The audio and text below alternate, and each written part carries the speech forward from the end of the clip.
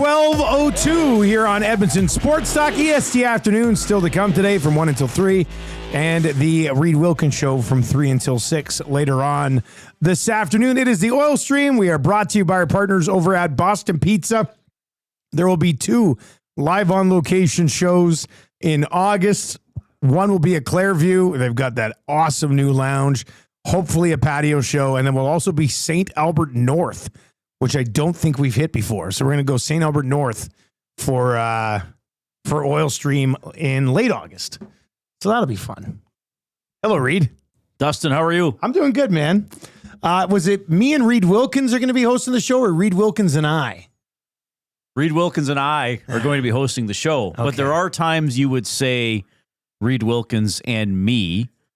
If you were to say, like you would say, join Reid Wilkins and me on the bus to Calgary. Because I would say, join me. Yeah, if you take out the other person's name, would you say me or I? You wouldn't say, join I on the bus to Calgary. Yeah. So that's how you tell. But if it's usually at the start of a sentence, you would say something, the other person and I. Okay. That's how I do it. I never really go to the me one, because I'm always told it's just, it's always I after the end, but it makes sense now. No, it's not always I. Yeah. Well, that's going to do it for Oil Stream today. Yeah, thanks, everybody. Hey, thanks for having us. Nice life. EST Afternoons extended version coming up right away here. By the way, Labor Day bus. Let's hit this quickly because you did bring up the bus. We are sending Labor Day buses down to Calgary. It should be a lot of fun. We are teaming up with the football club to do this. It's the Edmonton Sports Talk Labor Day bus presented by Canadian Club. And we'll be heading down September 1st, Monday, September 1st. It's $150 per ticket plus GST. However, if you use the code EST Labor Day, you save $25. So you're paying just $125. They'll get you a ticket to the game, the bus ride on a coach bus there and back, 2 Canadian Club beverages on the way to the game, and a post-game pizza party, essentially, on the buses on the way back. So all you have to do is go to edmontonsportstalk.com. Right on the top banner, you'll see Labor Day bus. Hit that bad boy and slide on over, and you can join us for what should be a pretty good time. It's going to feel like we're going back in time, hopping on a bus to go to a sporting event. Yeah, that is something. Yeah. I think it's going to be a lot of fun. It's going to be a lot of fun. Unless you're super duper down on the team. I know this is the Oil Stream, but how are you doing right now, Reid? Well, I'm super duper down on the team. I mean, they can't win. Do you think they make it close against the Riders? I'm at the point where it's hard to see how that happens. Now, the game against BC, maybe that's going to be their worst game of the year. Maybe they can't do worse than that. Yeah, maybe. That's obviously they did beat Ottawa, who's another bad team. They were competitive against Winnipeg, but then when it was in the fourth quarter, Winnipeg just knew what to do better than the Elks did. So those are the 2 most recent games, or I guess the 3 most recent. Maybe it's not fair to go back to the start of the season, but the way that BC game went, it's hard to imagine how they stopped the Riders. And then it's hard to imagine how they score enough to win. I mean, I hate to say it, but we're at the point where you feel like the Oilers or the Elks need something unusual to happen for them to win a game. Now, we don't know who the quarterback is going to be. Based on a brief practice yesterday, it looks like Ford, but I suppose we'll see. Yeah, I don't believe it. I think it's got to be from Cody, but I mean, don't you have to make the change at this point? And it doesn't mean it's changed for the rest of the season. No, but it's now or never. Right? I think it's now or... Like, you can't go to Cody Fajardo if you're 1-7. Season's done.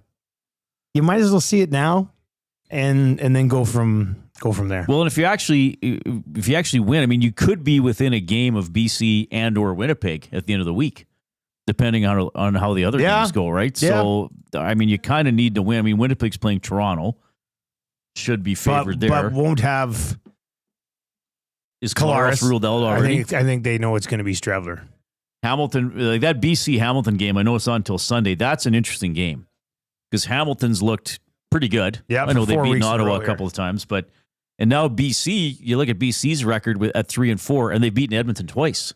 And I know they didn't have Rourke for every game, but they've lost some games that he's played. Well, and their other game they had to squeak out in like almost miracle fashion against Montreal. Yeah, I mean the Alouettes will insist to the end of time that the clock was clock operators was screwed them over. Screwed them over. So, I think it's time to put Fajardo in, and maybe that changes something, or you have more of a passing attack. But how do they? I mean, the Elks can't really stop the run, and they certainly can't stop the pass. And Harris is just picking teams apart. Yeah. And I know Ouellette got shut down by Calgary, but I mean, Calgary now looks like the best team in the league. Yeah. And this makes, I mean, a buddy who is an Edmontonian, but he's been working in Calgary most of his broadcasting career. He texted me during the Calgary-Winnipeg game, and he's like, how bad does this look? Both the Elks and Calgary were blank last year, and now Calgary's this good, and the Elks are still blank. Like, and you're right. Like, there's virtually no improvement for the Elks from last season. There's nothing you can look at and say, oh, well, they might still have a losing record, but okay, I guess the special teams, to be fair. They have better special teams, but they're not winning. That's what it is. And they're not close in 3 of their 4 losses, I guess. This whole Ford Fajardo thing sure got me sniffing around Skinner and Pickard. Hey, you're not ready for that controversy? Is that what again? you feel like too? Oh, no, I don't want to go. I don't want to go. I don't want to go there today. Hey, how was Ref Week on your show? I was watching it from afar. Yeah. Obviously, I was out of town for 3 of the afternoons your show was on, but looked like you guys had some fun with it. Well, I'm biased, but I thought it was excellent. Yeah. I mean, I had pretty. Have you done Ref Week before, like at the old show? No, not like that. I talked to some refs before. I talked to a couple of the refs that we had on before. Yeah. I mean, Karen Lasuk was on before she went to the 2016 Olympics to ref basketball. I talked to Chris Critch once before, I think, because he got WHL Ref of the Year a couple of times, so we had him on around those times. But it was better than I expected, and I thought it would be pretty good because I knew we had some pretty good voices and some pretty experienced people. Credit to Jay, like he was able to get Dustin McInnes through the season. I didn't think we'd get a current ref on. Yeah, but I saw Justin McInnes on. I was like, wait a second. That's a good one. Yeah, I thought the CFL would just say no, automatic no to that. But I mean, we positioned it as a profile of his career and the challenges, as opposed to we want to go over flags we're mad about. I think a couple of things I really took away from it was how much they care, and the bad calls stay with them, and they'll get back to their hotel and there's video waiting for them in their email of the game and the flags. And, Justin said they have crew meetings after every game and go over all the flags and plays that could have been flags. And, Dave Jackson, who used to ref in the NHL, said, refs can go back and get isolated highlights of some of the calls back when they're right back at the hotel. And look, I've said it myself, mostly talking about NHL refs. Sometimes there's some apparent arrogance that appears frustrating. I think some of that is not an act, but you have to wear that armor when you're doing that job. Like who's the ref that people make fun of? Macaulay. When he does you can't do that, but you can't turn the mic on and be like, okay, I guess I got a trip. Yeah, you got to have some level of confidence. You got to project it. And Karen talked about that too. Like you have to be confident when you blow the whistle. Like she has to say, that's a travel 24, ball's going the other way. They can't be like, I think I got to walk. Can you confirm it? Maybe, I don't know. So. Yeah, that can't be easy. So, but even though they're like that, I mean, they feel the bad calls. I mean, they'll look at stuff. I mean, I brought up my question to Dave Jackson, where I told him what I always tell listeners: if you don't like an NHL ref, write down his name and see how many playoff games he gets. Yeah. And he said, well, yeah. He goes, we like this many guys do the first round, this many do the second round, and he said, usually you already know though if you're going to get picked by the playoffs. Really? For the play, because you get a couple mid-season evaluations along the way. Oh, and if it's not going so you well, kind of know how it's going. I know the biggest thing is consistency, and we mostly talk about hockey, and I get that because I get frustrated with some of the things too. But I think a lot of the stuff that people get frustrated with, me included, is they're actually enforcing the rules properly. Like I complain about cross-checking and hits from behind all the time, but they allow a lot of cross-checking, and they do allow hits from behind to a certain extent. Goaltender interference is confusing. Dave Jackson admitted that when he hops on ESPN. Sometimes he says, I don't think that's a goal, and it'll be a goal. So, yeah, it's not always going to be as consistent as people would like. But they do care, and they do take it home with them. And I think you also have to remember, Dustin, what they see on the ice is they have a very unique angle. I mean, there could be, if it's a Stanley Cup final game, there could be 2-3 million people watching it on TV. Yeah. But there's two individuals who call penalties who have a very different view than the millions of people watching it on television. So what they see might be different than what we see on the TV screen. They don't have a slow motion replay after the fact. I know there's all these, like a high stick. Oh, it didn't actually hit him. Oh, it was friendly fire. Well, but they have to make the call. They can't go back and say, hey, minute 20 ago, I want to look at something and I might make a call there. But I just found it really informative to humanize them. We talked a lot about the training they put in and how long it takes to get to their level. And then we always asked about managing conflict with coaches and players. And they all said, you have to communicate. You have to allow them to vent to a certain point, and then you kind of have to let them know when it's done. You're getting close to the line here. It's time. Line. And like Dave Jackson made a great point, because I know, Stoff used to complain about all the time, and I assume he still does. But like, well, the refs they won't talk. They won't go talk to the coach. Like they brush off coaches. But Dave said he tells young officials, what do you gain by don't go talk to a coach if there's nothing in it for you? And he says what he would do and what he tells younger officials is pull the captain aside or an assistant captain, or go up to him before face-off, say, hey, I know Chris is hot at me right now. I'll come talk to him during the timeout, during the TV timeout. Tell him heads up. Then you go during the TV timeout. There's maybe not as many cameras on you. Probably even the people in the arena aren't noticing what's going on. And then you can have a conversation. He's like, usually the coach isn't going to agree with you, but you let him say his piece. You tell him what you saw, and you move on. So I know sometimes it appears, I guess baseball has more of that reputation of, but we had an umpire, Corey Davis, on a week ago, and he even said, like, you don't want to necessarily look in the dugout. Some umps do that at the major league level, I've noticed. Yeah. I don't know if it still is, like, they make a call, and it's almost like, oh, what are you going to do about it? Earl Weaver, come charge out. Yeah. But I just found it really informative because, as you and I have said, refs usually don't do interviews. Yeah. Couple of the guys, and I asked a couple of them about post-game interviews, and a couple of them said they'd be open to it. Dave Jackson, he was the most recent one, so I remember his better. Like, he said, if it was a pool reporter and it was a professional, measured comment on this call, he goes, I wouldn't want to put a guy at the podium or in a scrum, where it's almost like fans asking questions. Yeah, and I said no, but like, okay, you made a penalty call in overtime that led to the winning goal. What did you see on that play? Yeah. I don't think it'll ever happen in hockey, especially. But it was interesting. There were a couple of them that were open to maybe a referee doing media.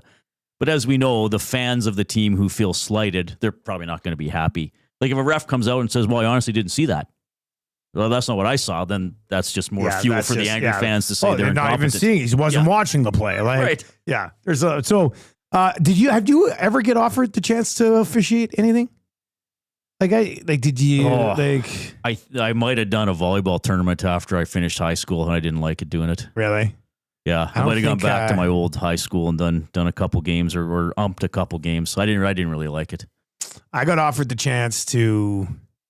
Can't remember if it was ball hockey or rec league, but I had some strongly worded opinions on officials from my rec league game. And the director of the league reached out and was like, we'd like you to issue an apology. And we also think it would be fun if you came and like reffed a few games just to see how difficult it was. Where were you working? I was at 1260 at the time. Okay. But I never followed up on the reffing part of it. I think even reffing a men's league game would be too quick for me. Mm-hmm. Like just from a thought process perspective. No, but I haven't done it before. I mean, if you do 1,000 of them, you'll probably get better at it. Did Did you ask any of them about the development of AI in officiating? I'm just curious because, like, for an umpire, it seems we like asked legit, but Corey, the umpire, about helping with the balls and strikes. I'm trying to remember now. I think he said he'd be open to it. I think to assist. Yeah, because most of them want to get the call right. So now they can challenge, right? Yeah, we didn't ask about. We actually didn't do too much on video review. I don't think. Yeah, we didn't do. I'm curious about it because I just wonder where we get to in 25 years. Like when you turn on a baseball game in 25 years, is there even is there anybody there? Like, will it get to that? Because you can call balls and strikes from a machine, right? But what about like a play at home plate?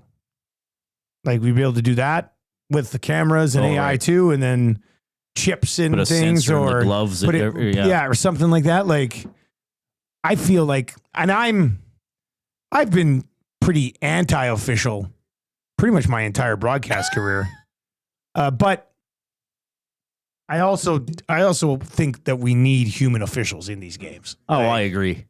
I don't know if they'd ever replace officials. I don't know if fans would ultimately want that either, where it's just a robot calling balls and strikes. Or I think video review will always evolve, and they'll change what can be reviewed and not being reviewed. And there was video review in the NFL in the early 90s, I think, initially, when they could look at almost anything. Is that when they first kind of went to it, eh? I'm pretty sure in the early 90s there was some sort of video review in the NFL, but I think the officials could initiate it. They could go ask to look at something again.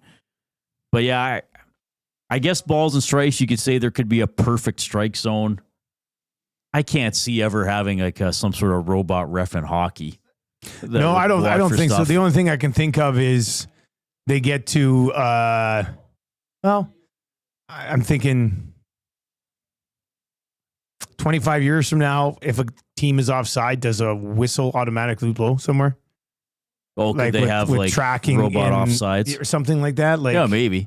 Maybe I don't see it getting. It can't get to the point for penalties, but like stuff like offsides, could that maybe just be automatically blown down, or the light lights up red if you're offside, or something like that? Or something. Like something like that. Think 25 years. So 25. So this is going to age us. But I guess 25 years ago was the year 2000, which I already thought was kind of starting to be technically advanced. So maybe we won't be as crazy down the line in 2050. But yeah, we didn't. And another thing I found interesting, Justin McInnes, because I asked him about input from referees into the rules. Because I often say the NHL, okay, if there's a rule you don't like, the officials didn't write the rule. I mean, really, the GMs and some of the players do, or the if there's a rule you hate, it has nothing to do with the nothing to do with the officials. But I asked Justin McInnes about input they would have, and he said, well, actually, I was one of the guys who wanted to change the enforcement of the 15-yard penalties inside the 30, that it's not half the distance to the goal line, it's still 15 yards, right?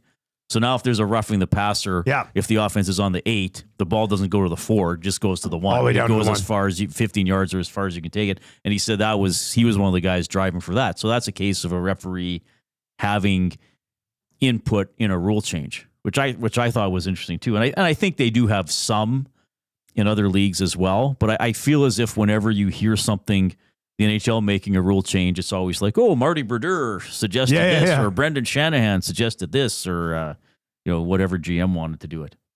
Rib City Step texts in and says, Ref Week has moved past Shark Week in my rankings of weeks. That's good. So that's pretty good. Do you think you've started something here? Like we're gonna have Ref Week 2026? Yeah, I'd do it every year. Yeah, I would do it every year. I think there's a lot of different ways I think there's a lot of different ways we could go. We kind of went with the big 4 sports, not the big 4 leagues, but we could go soccer. I mean, Jay and I were talking about it. I thought even like trying to get a tennis umpire on. Oh yeah, that'd be nice. Like what a. Yeah. And I know it was years ago, but that famous Serena Williams exchange. There's been a few good ones. Where apparently her coach was coaching her, and she said this, and then remember people were analyzing how often women talk back to the ump and men talk back to the ump. Oh, did they start to break that down? Yeah, somebody did that, and like men do it more often, but get penalized less. And plus, that was a male ump. with Serena, right? Yeah. And there was all that sort of stuff. But I think tennis is one of those things too, because you see these blow-ups, right? And certainly going back to the McEnroe days, but sometimes you'll still see an obvious blow-up, right? Where the player storms the ump.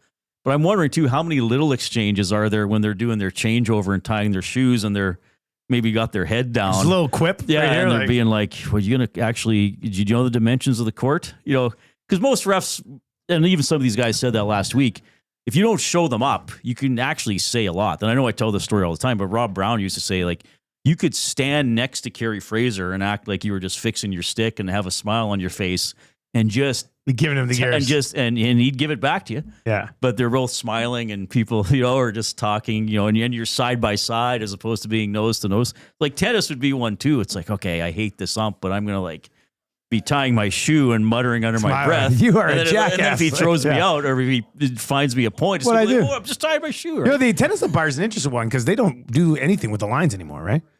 Like it's all video now. Oh, yeah. They still have. They have the umpire, but I don't think like they're not calling outs that's a and good stuff, point. right? Like it's all the tracking. You see where it hits and everything. Yeah. They still have lines people though, don't they? I don't know what purpose they serve. Yeah, I'm not sure. Because you still see the people, like, don't they always put their arm up for which side it was out? And can't the ump overrule people? Just remember when it was always the French Open with the clay court. You know, they'd go and find the mark.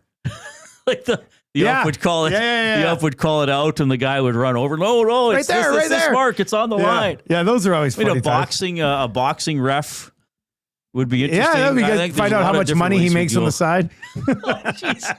I'm kidding. RCN says, I think Trevor Week was still the best. Yes, there was a week where all of our trivia players were Trevors. Oh, nice. That was at 1260, I think. That wasn't even here. That was back in the day. But what other weeks are there? There's Shark Week. There's Ref Week. There's Trevor Week. What other weeks happen? And free agency's kind of become sort of a bit of a week. Yeah, I don't know enough about television events. Draft Week. I don't know. I don't know if there's any other significant weeks. I think Shark Week and Ref Week. I think that's all might there be is. the top I think 2 that's weeks. All there is. When is Shark Week? What time of year do they do it? I don't even know. I don't know. I've never really watched it. I know because of social media when it's on, but I can't tell you the date of Shark Week. I went and saw Superman. Oh, and? Pretty good. Okay, I still got to go. And I went and saw the Jurassic World one last night. Oh. My second favorite Jurassic. Did the dinosaurs get away? The dinosaurs killed some people, but the people you like kind of live. Oh, good. Yeah.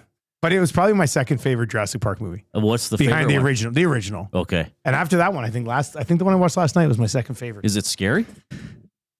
There are, isn't this like the reject dinosaurs? Yeah, these are the hybrids. Oh, okay. And I think my wife was a little bit scared at times. So I leaned over to her. I said, "They're not real. Don't worry about it." So it's all in the same universe going back to the first one. Yeah, so the general public knows that there are dinosaurs. Oh, yeah. Like it's got to the point now where dinosaurs are like living in North America. And like actually what's happened in this one is like it starts with, spoiler alert, like a brontosaurus that is sick laying down in the middle of a city. Like there's certain dinosaurs that have lived anything. around. No, okay. but because of the climate, just our general climate now, a lot of them are dying off, but not down in like the tropical areas. Oh, so dinosaurs are still kind of running wild down there. But it was. I liked it. Even Tammy liked it. She's like, that was a pretty good movie. There's something about the ads, and I've only seen, I think, the first one. I think I saw the second one, and then I saw the first Chris Pratt one. Yeah. So I'm not that into it. First Chris Pratt one's probably my third favorite one. Okay. But there's something about the ads for this one that make it seem a little darker. Maybe that's just my impression. No, I think, I think it would be a little bit. Maybe that's why I liked it. Like, I don't know. I thought it was good. So is there a villain dinosaur or is it a villain human? No, there's like a human that is greedy, so like you don't slimy, like them, sort of, like okay, slimy. Yeah. But there's one monster. Okay. Like, yeah. Yeah, that's what I meant. Yeah, it looks really awkward, ugly as hell.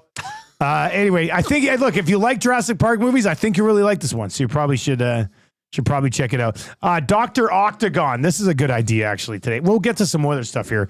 But Dr. Octagon over in the chat says, what about Troll Week, where you let trolls host the show and the EST employees troll over the nasty chat and texts?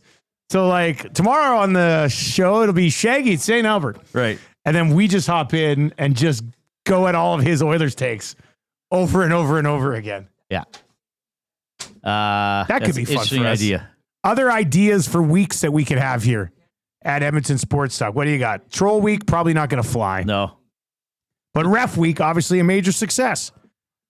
So what other things? We could do Edmonton Trapper Week. Or we could do like any former Edmonton baseball player. Yeah. Like find a Trapper, a Capital. For a week? Cracker Cat. Yeah, bring back Cliff Brumbaugh from the Capitals. Just try to find guys like Ricky Batalico. Like he pitched for the Trappers late in their era. Oh, man, Shark Week is this week. Oh, it's this week. So I guess I don't know when it's on. That's why so many people were comparing the two, I guess. Yeah, that means that Deep Blue Sea and Sharknado will be on TV somewhere. Oh, right. Troll says some people do birthday week, which is kind of lame. Well, they celebrate their birthday for a week or even a month. I know. There's somebody I went to school with on Facebook who's like, it's my birthday month. Well, I think we have somebody who works here at EST. Didn't Jasmine do an extended birthday celebration? She did a week. Did a week? Okay. Yeah. Yeah, I think she just did a week. I mean, I guess it depends. That's pretty stupid. Sorry, Jazz. Yeah, well, people were giving me a hard time because my birthday is April 1st, and one of my best friends' birthday is joking? April 11th. No, I'm not joking. Okay. Yeah, people always ask me if I'm joking. And then so I did something with my parents on my birthday, and then this friend of mine, their birthdays are close together. We went out for dinner, but it's not as if we were like, oh, we got to extend how long it takes. It's just like, no, we want to hang out and see each other. So it's different. You're not expecting it's not all small presents from somebody. It's not for like a little bit. big events where it's like, okay, I'm going to go out with 15 people on my birthday, and then 7 the next day, and then dinner with 4 people the third day, and then another thing with 30 people at a private club or a private island. You know, an island in the middle of Lake Wabamun the next day. There's just so many things you could have. At this age, man, let's celebrate a birthday, make me a cheesecake, and let's move back on with life. Yeah, I'm like that too. I mean, I guess it's nice hearing from people or getting a little message or something. Nice. But my birthday, the last birthday I probably ever want to celebrate is my 40th. Came during the pandemic, and we couldn't have a big party. So Tammy put together a video. It's like a 35-minute video of like, this is everyone from your life. Oh, wow. Wishing, like, I'm talking, she must have had 100 people in this video. Oh, that's pretty cool. Yeah, that's with a little work. video. And so, yeah. I mean, what else was she doing during the pandemic, eh? Well, that's a good point. Yeah, sitting around working on a video. So did you still go in during pandemic, or did you do shows from home? No, I did. I did a lot of shows from home. I still went in. I was like, screw it. I just want to keep going in. And nobody else was in. So we had like the whole building to ourselves. Yeah. Well, it was just nice to get out of the house for a bit. I think I did 2 years of shows from home. Really? Wow. Well, at first, I'm trying to think. Like I was going in for maybe a month after it started, and then I got sent home. So you had all the equipment from home. Then we went in for the bubble games. Yeah. But Jack and Bob called them in a separate studio. They weren't allowed to go when they lost to Chicago. And then I was back home for quite a while. But okay, we each had our own loge table at those games. Yes, so that was amazing. Right. So in January of 21, when the 56 game season started, I went to practices and home games. Road games I did from home. And then in 21-22, which was a full season, they only had half fans for a while. I did the home games from Rogers Place, but I still wasn't going into Chet. So Inside Sports and road games was from home. And then we were back broadcasting in Studio 99 with hundreds of people before I was allowed to go back to Chet with 4 people. Some of the regulations just didn't really work. Yeah, I reached the point where it's like, okay, but yeah, that was fun. Yeah, no, it was man. Coming in and still doing the show just was my one semblance of regular life still. Right. It was nice. Like a lot of people didn't have that, but it was Eric and I still went in every day, did the show. There was nobody else in the building. Everybody else was doing their shows from home. So we just, thank God for that. Yeah, I would have gone stir crazy. Yeah. Just doing it from It's home, weird like- looking back on it because, you know, there's a lot of like, well, what are you going to talk about? But I feel like we just kept doing shows. Like, Yeah. I mean, you have to, like what we went for, like, how long did we not have sports for? well, the What was it, NFL like- started. I mean, the NHL at least resumed in January of 21. Yeah. So you had, And did the NFL start in September on schedule? yeah, the NFL did everything normally Yeah. pretty much. I mean, some of the buildings were empty. but we had both 3-4 months with nothing yeah, from when it Right. shut down in March till September. because the Masters didn't play till November. Yeah, so there was that NHL, but the orders were out pretty quickly. Yeah. So there was other stuff to talk about. Yeah. And there were games during That's the right. day. It was like a minor hockey tournament. And then remember Columbus and Tampa Bay had the 5 overtime game, and like one game got pushed back to the next morning. I think it was Boston, Carolina. They had to move that They game? moved it to the next morning because it took so long. There was stuff to talk about. I mean, there was no CFL, which sucked. Yeah, that sucked. But yeah, you keep doing shows. Like, Yeah, we just came up with a lot of fun stuff then. Like, that's Well, that's what we think. I remember like Dave and I had a moment of panic, and then the next day we're just like, "Hey, show has to be good." Yeah. Like we're not gonna bitch. No bitching about nothing going on. Yeah. None. Like we said that's off the table. you can still fill time. Like, we can still find a way. Like, we did a bunch of Mount Rushmore shows with different sports. We hit this day in sports history a lot, and there was a lot of good things you could talk about coming out of that, like Right. during the pandemic. I'm not gonna say it was enjoyable, but we managed to. Well, that's when I managed to interviewed get Todd through. McFarlane for like an hour. Really? Yeah. Yeah, stuff like that. Yeah, we right? You broke wouldn't it have up had into time like we broke it up into like 3 segments and played it all week. I think.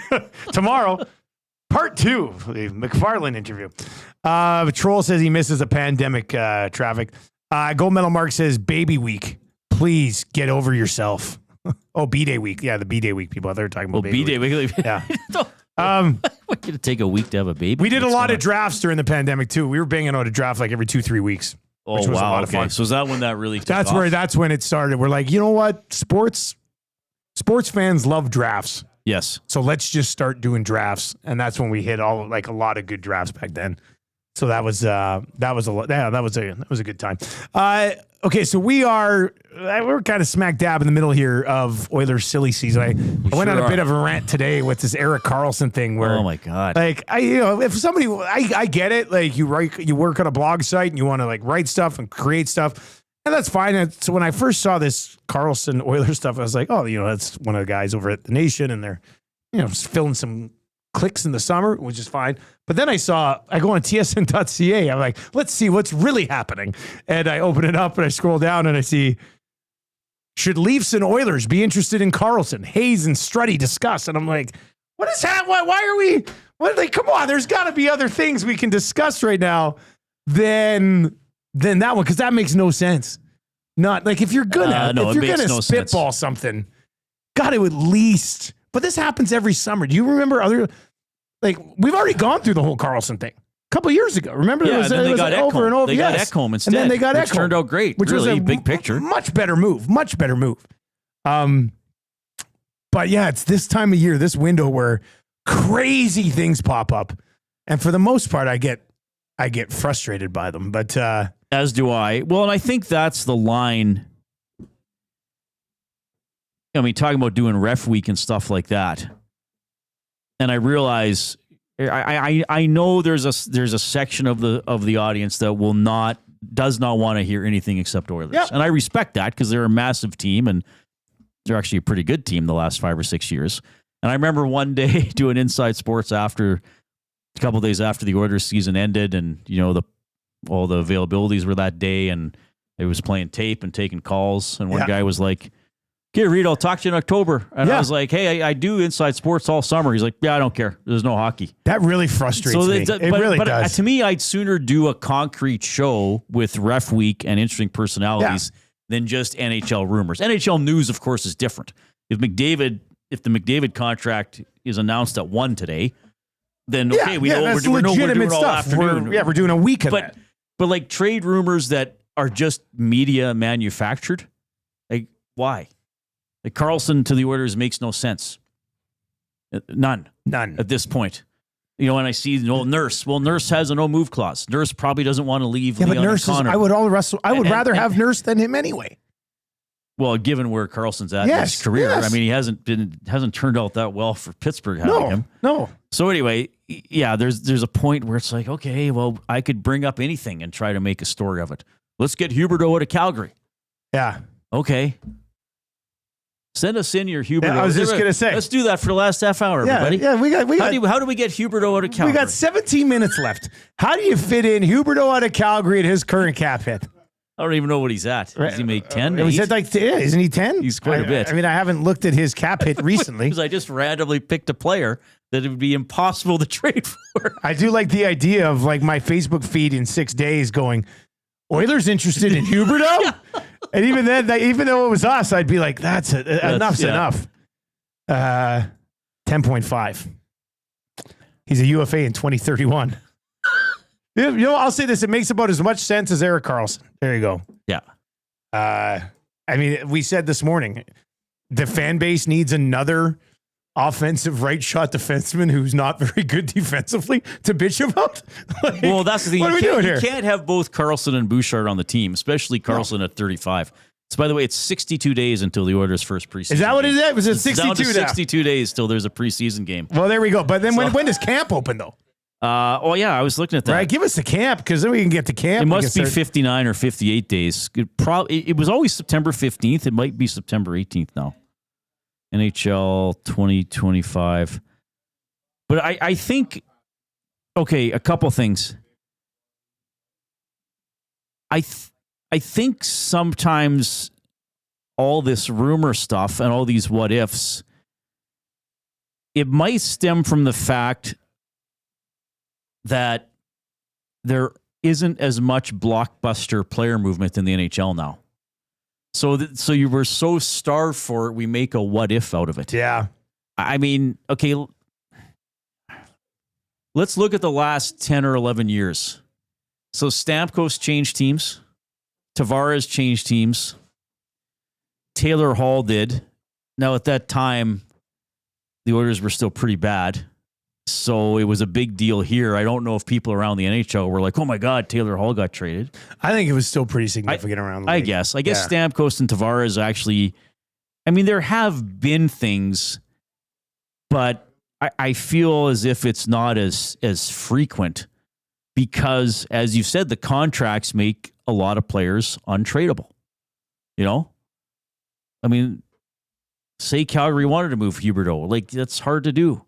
I remember Speck as a what if a few years ago said, would you trade a 7th round draft pick for Carey Price? And I was like, of course I would.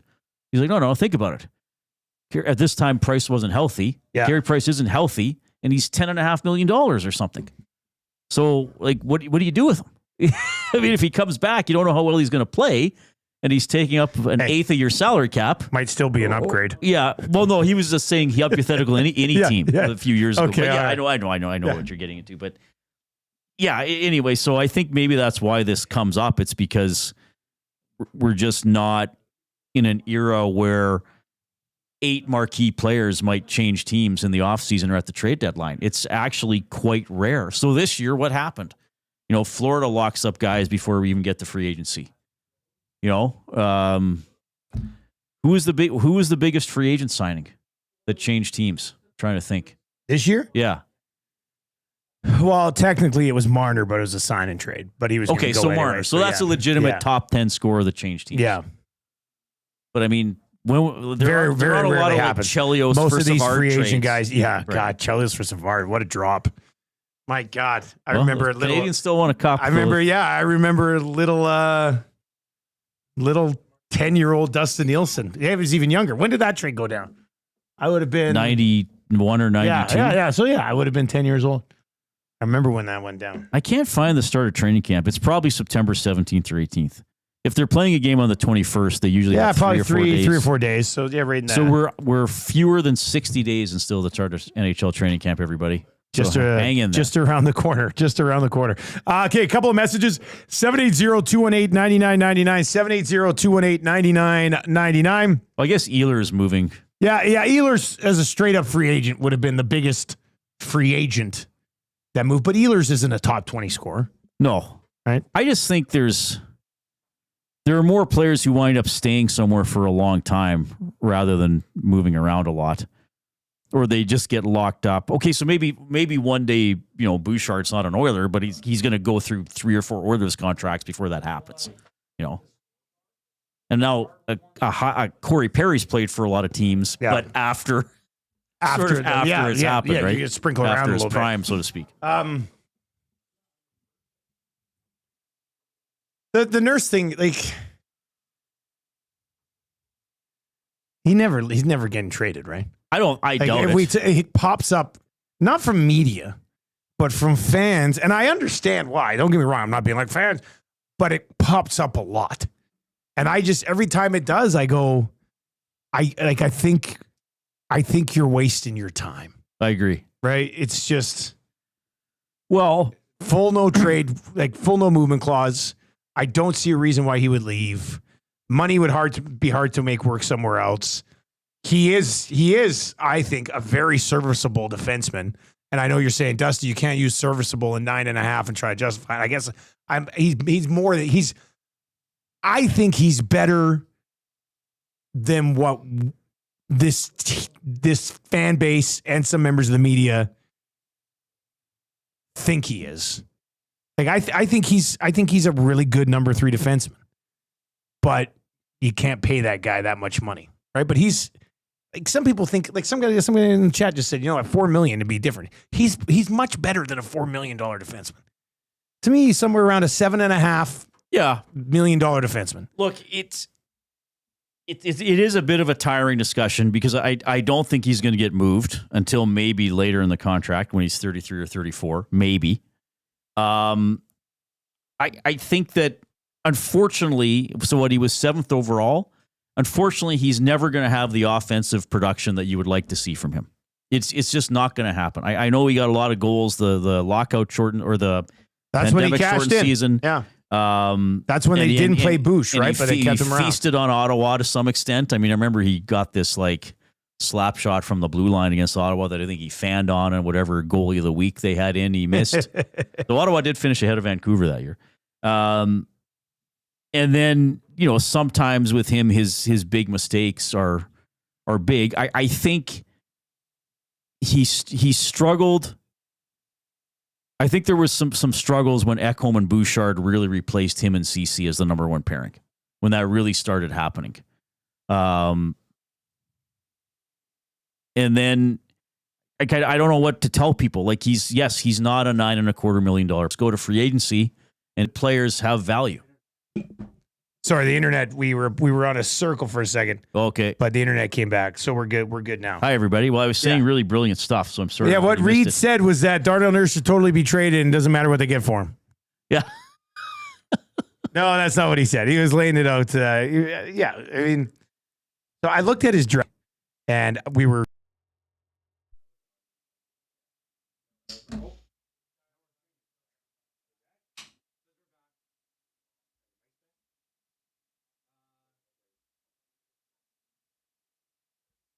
Yeah, we're back. Are we back? I think we're back. That kind of came out of nowhere, but we're back. I guess I shouldn't have chewed on that cord earlier. Close-up picture of my junk on the screen. I was standing right in front of the camera. Oh, my goodness. Well, at least you had pants on, unlike the last time. At least I wasn't wearing Tommy's shorts. That would have been tough. I got pants on today. It's kind of pants weather. Okay, so we were going through this draft. Which did you cheat? Did you no, look at I didn't. I considered... Okay. All right, so Tampa. I honestly, who did Tampa Bay take? I don't mind. What nationality? What nationality? Actually, he's a French Canadian. Oh, Drouin. Jonathan Drouin. Okay, so it was McKinnon, Barkov, Drouin, Jones, who a lot of people thought would go first overall. Jones was that's right. Okay, and then who picked 5th? Carolina. And they took Svechnikov? Nope. Is that close? Svechnikov went a few years later. He's that young? Oh, yeah. Svechnikov's like an 18, 19 draft. Oh, yeah. Okay. This guy was taken by Carolina out of Sweden. Ended up playing for the Flames. Oh, the defenseman? No, forward. Oh, Derek Ryan. No. Elias Lindholm. Oh, Lindholm, of course. And then Calgary. See, I'm bad with Calgary this. picked right ahead of Edmonton. Monahan. That's right. Then Nurse went 7. Yeah, and you remember, can you do the next 3? We can do the top 10. You got to give me the teams. Buffalo, though. a defenseman. Buffalo took. I remember the time I thought this would have been a better pick, but that's Is he because still in the league? He's a Finnish No, defenseman. Yes, Ritzalainen. Ritzalainen. And then Vancouver took Not Besser. Horvat. Oh, Horvat, sorry. Okay. And then the big fella, Nichushkin, went to Dallas 10th. Didn't he have a year where he didn't score? Nichushkin? Yeah. Yeah, I think it was 60-some games. Where is it? 57. Yeah, that's that was crazy. in Dallas. He scored 57 games. He was full-blown Toby Reader. Yeah, that was crazy. Anyway, so I was just thinking, if you just on the Nurse conversation, if you redo this draft, okay, McKinnon obviously Still number 1. yeah, Barkov would be number 2, Yes. and then you get Duran, Jones, Lindholm, Monahan. Jones would be 3. Okay, but I'm just looking further down the list because there's always guys there's gonna who be some guy in the second round that, well, like the year Pasternak Jake was picked. Gensel, Buchnevich, Domi. They're not. They It's wouldn't not be in really the top that. 5. O'Shea Theodore. Oh yeah, he'd be. He went higher late up. first round to Anaheim. And Josh Morrissey went 13th. Oh yeah, he would have been good. Berhage went 82nd to Toronto. But I think if you redraft this draft, I mean, Darnell Nurse is still Probably still in the top 15. Yeah, top 12, I think. Yeah. So, I mean, It's just tough, right? Because with this, with the Oilers environment, because I'll include fans and commentators, the expectations are so high, right? It's like, and then sometimes you have the team not. I mean, I love Mac T, but the Schultz Norris Trophy comment he'll never be forgiven for. yeah. Now I don't think anybody ever said that about Nurse, but look, you need good players on your team. Not everybody can be awesome. And as much as the contract is a discussion, that's not Nurse's fault. It wasn't Horkoff's fault. Nobody's turning that down.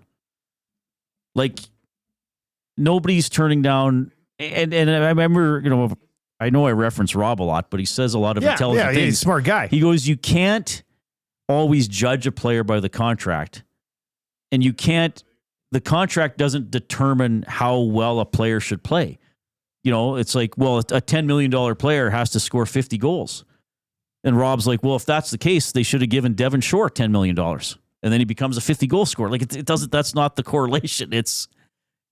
So Nurse is going to be on the team. I thought this last season, he had a pretty decent season. I would agree. The year they lost in Game 7, he wasn't always good. I mean, and I wonder if there were some struggles with him losing the role that he had. I mean, him and CC got replaced by Ekholm and Bouchard as 23-24 went on. And maybe that affected the guy. But I also think there are some people, not all of you, probably a small percentage of you, but I do think there are some people that watch Oilers games to point out mistakes by players that they hate. And Darnell Nurse over the years has become one of those players who gets picked on.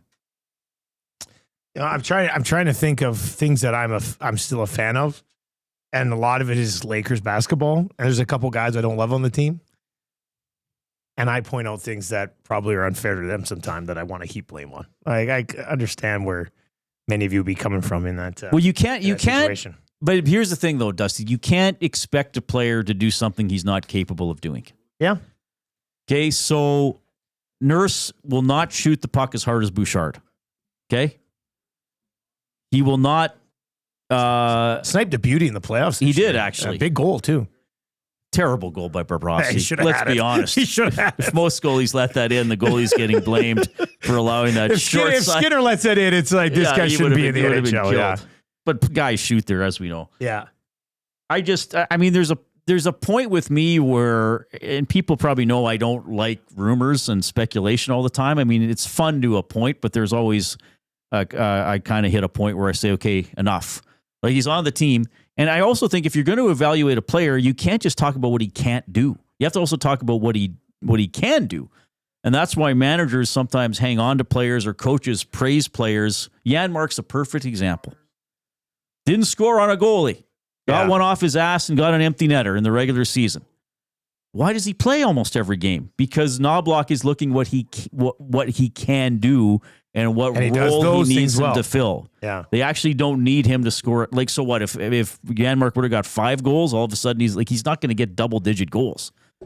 So, the coaches and the managers are looking, okay, what can this guy do, and can that fit on the team? And I think with Nurse, you have to look at what can he do, and does it help the Oilers more often than not? All right. Are you with me on Wednesday? No, I'm not doing Wednesday show. Who's on Wednesday with me? I have an idea for Wednesday. It should be fun. All right. What's coming up on your show later today? Darcy Park, he was on the coaching staff for Team Alberta. They won the Football Canada Cup. I remember Darcy. We're going to try to get an Elk player on the show. Okay. They practice in the afternoon because they went to Monday Morning Magic. Yeah. So besides talking about the plight of the team, I'd also like to talk about that experience, especially maybe a newer player. And Jay and I will have some fun. Excellent. That's coming up. EST Afternoon Scoop. What's coming up from 1 to 3 here? Hernan and Gager.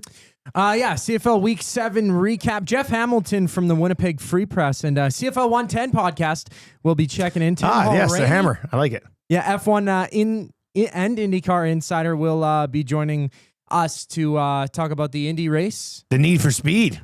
The need with the rainy speed. And we got a brand new segment called Who Dis. So tune in for that. Oh, yeah. It sounds like a trivia contest. That's good. Yeah, it's a bit of trivia. Yeah, I like that. Yeah. Oh, that sounds fun. Oh, I wish I came up with that idea. Who dis? That's good. Sounds like an SNL bit. Yeah. All right, that's coming up on EST Afternoons. Don't go anywhere. They're going to be up here right away. For Reid Wilkins, I am Dustin Nielsen. Thank you very much for watching, listening. Sorry about those little hiccups there. Take it easy.